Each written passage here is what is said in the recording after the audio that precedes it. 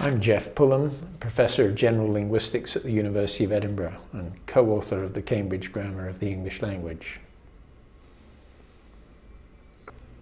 I'm amazed to find that there's such a large number of popular books on my subject available at the moment. I don't know why it would have taken such an upswing, except perhaps that, contrary to popular belief, everyone is reading and writing much more than they ever used to in the whole human history. The fact is that the internet and the phenomenon of blogging have led people to be writing vastly more and reading vastly more every day than they did in the age of quill pens and leather-bound books. That might have something to do with it, that people are just seeing more English language and thus noticing more about it.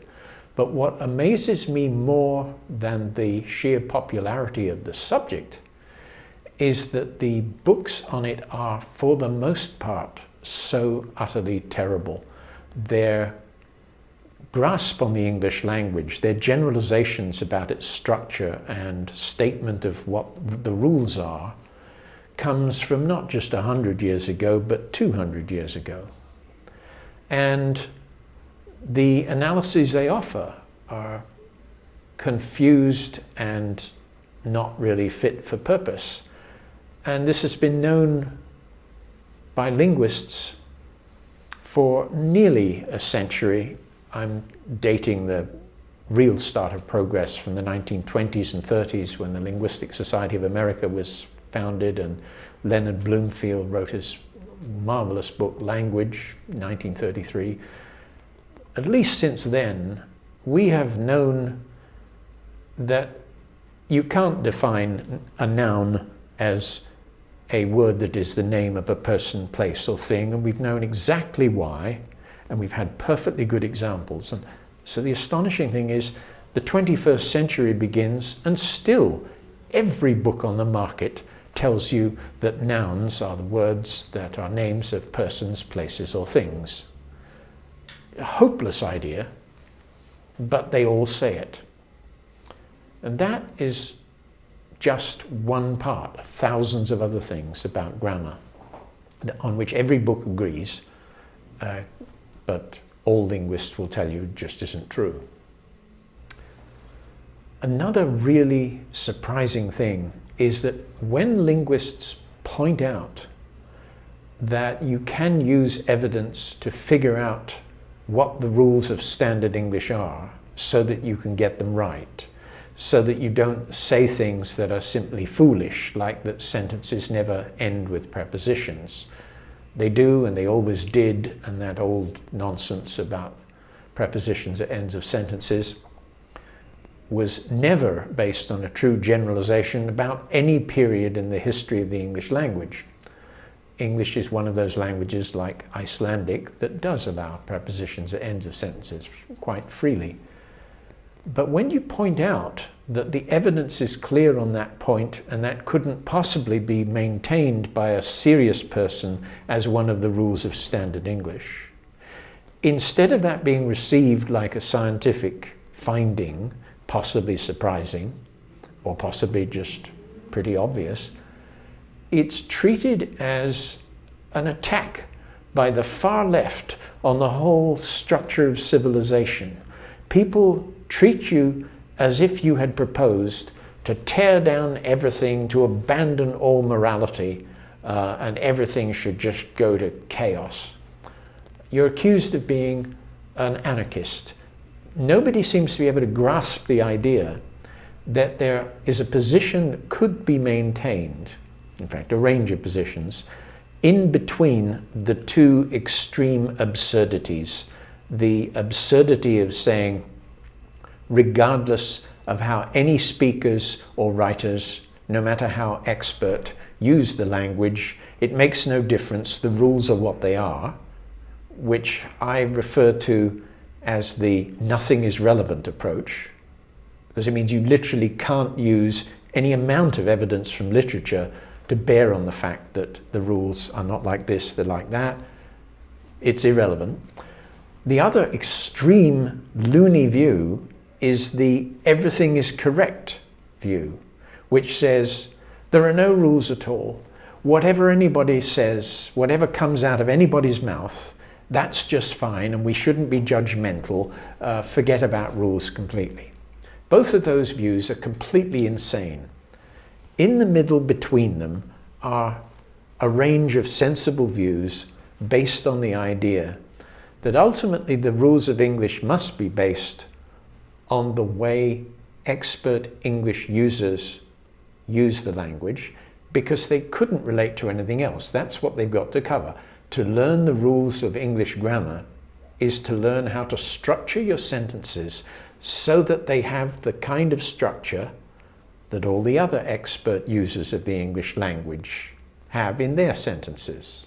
It's got to be based on evidence, and yet we know that the evidence will occasionally contain unintended slips and errors. There are typographical errors in even fine and beautiful books. There are slips of the tongue, tips of the slung, as we sometimes say, in even well-organized and well-managed conversation. So you've got to be careful. Sometimes there's an error in the data. It's a bad data point. And sometimes the data's right and the rule is wrong, and you have to revise the rule. It's not just you can never have adverbs in such and such position. It's just that if you do, something else has to be true. Sometimes you have to refine the rule, and sometimes you have to stick with the rule and say, that was just a mistake in the text. Is this so hard? Is this like quantum physics? I would have thought it wasn't. But the general public not only cannot grasp what I just said, as you can see from the comments area under any article online in a major newspaper about questions of grammar, and they do come up every so often. There's an article about me in a recent Sunday Telegraph magazine. There was an article by Harry Ritchie about his book in The Guardian not so long ago. Look at the comments underneath and you'll find that people cannot grasp the idea of the sensible view in the middle, and they're furious at the very idea that you might suggest such a thing. And they hurl insults of the most amazing nature. It's very interesting that English has become effectively a global language, and I think it's rather important that people should realize, if they're English speakers, that this is their great piece of undeserved good luck. Whether it's a good thing or a bad thing is not really a topic that I think we can address anymore. It's a useful thing for lots of people that there is a language that's almost global language. You can get around the world using English, but never think that this is because the English language is so fine and noble and bold and true and suited to this purpose. It's in some ways a rather rotten language to have fallen into this privileged position. It has a truly terrible writing system. Learning to spell English is just awful. You can literally learn to spell Finnish and get everything right, so you'd always have 100% on any spelling bee in about 10 minutes, and that's generous. There's just an alphabet that works and nothing else to learn, no exceptions. And for English, thousands of exceptions and even years of education leave some people quite uncertain about spelling. What's more, it's rather difficult to pronounce compared to a lot of languages. It hasn't got simple consonant vowel syllable structure. You have syllables like strengths, and not everyone can do unks in a go and without stumbling or sticking extra vowels in. It could have been better chosen. And its grammar? Well, English has about 200 irregular verbs. And they're so complex that native speakers get some of them wrong. Occasionally you hear people say that they sung a song when they mean they sang a song, and so on. There are irregular past tenses, and about 200 of them and various different patterns. I don't know, 30 or 40 different patterns that they follow. You know the number of irregular verbs in Swahili? 0. There are no irregular verbs. The language is highly inflected, but every verb is regular. That would have been a lovely language to have as a world language. It's already a trade language across the whole of East Africa. What do we get? English. Well, that's unfortunate. Though it's lucky if you're an English speaker and you want to travel in foreign countries. Just don't ever imagine that you deserve it. You don't deserve it. You're just lucky.